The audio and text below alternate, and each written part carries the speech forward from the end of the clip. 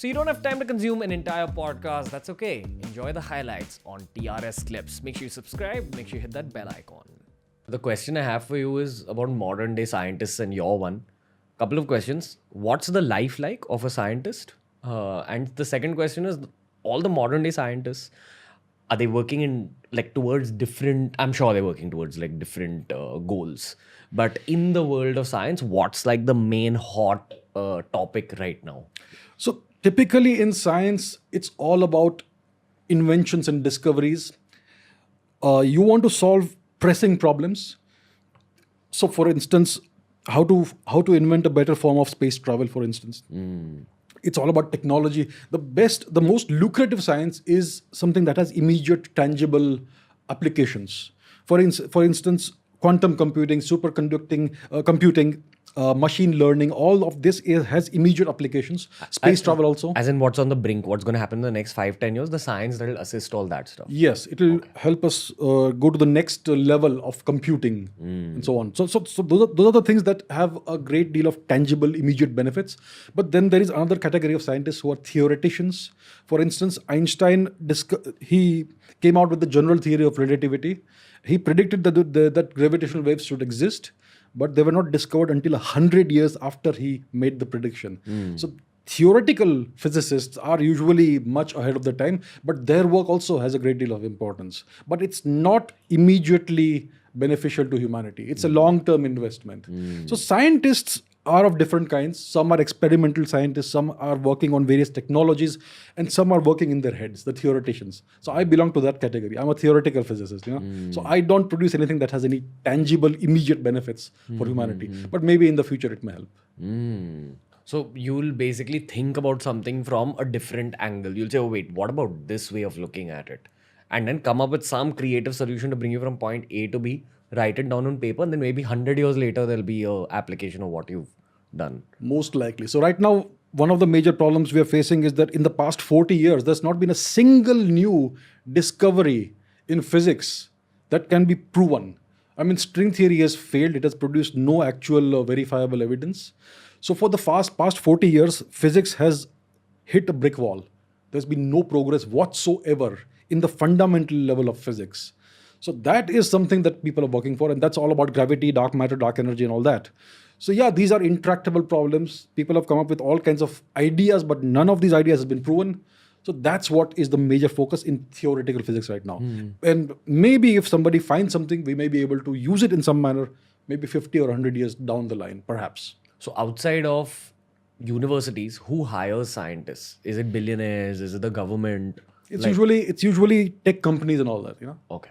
So theoretical physicists and mathematicians are only hired by universities. Nobody else hires those people. Unless mathematicians, some forms of mathematics have applications on the stock market, in finance, in economics. So those are extremely high paid jobs.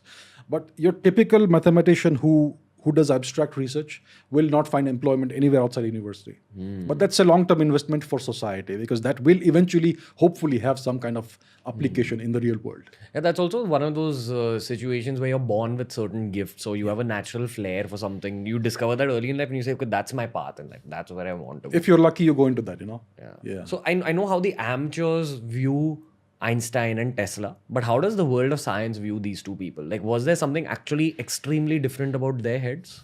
Absolutely. I don't know what the brain structure, but there's clearly something absolutely unique about people like Einstein, Bohr, Heisenberg, Dirac, all of these physicists. Somebody like Nikola Tesla, for example, who was an inventor. Is it like the creativity that was admired?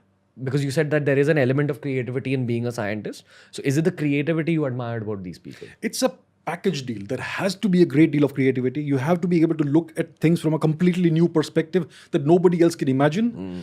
It's also about the discipline to plow through all the equations and all the calculations and not give up when you're not able to find the solution. It's also about the mathematical ability and just your innate ability to understand nature or to glimpse something into nature that others cannot. But that takes a lot of it's a skill it's a talent you may be born with, but unless you have the discipline to learn mathematics for 10-15 years, you will not be able to bring that to fruition. So it's a package deal, a number of qualities are required. When you say learn mathematics, you mean like keep practicing, become fast at it, learn multiple formulae. At the higher levels of physics, it's not about being fast at it. It's about learning newer techniques of mathematics. For instance, Einstein had to learn, I think, tensor calculus, which he did not know at all. So it took him a long time to learn that. It's a very complex form of mathematics, tensor calculus. It's very involved. And Heisenberg, when he was trying to solve the problem of quantum mechanics, he came up with matrix mechanics. He had to learn what matrices are, which was very not very well known at that time in the 1930s, I think. Got it. So you have to learn new things, So you need that perseverance, and you need to be able to learn things quickly so that you can use them as tools. So you know how the atom bomb was created back then? Einstein had a role to play in the creation of the atom bomb.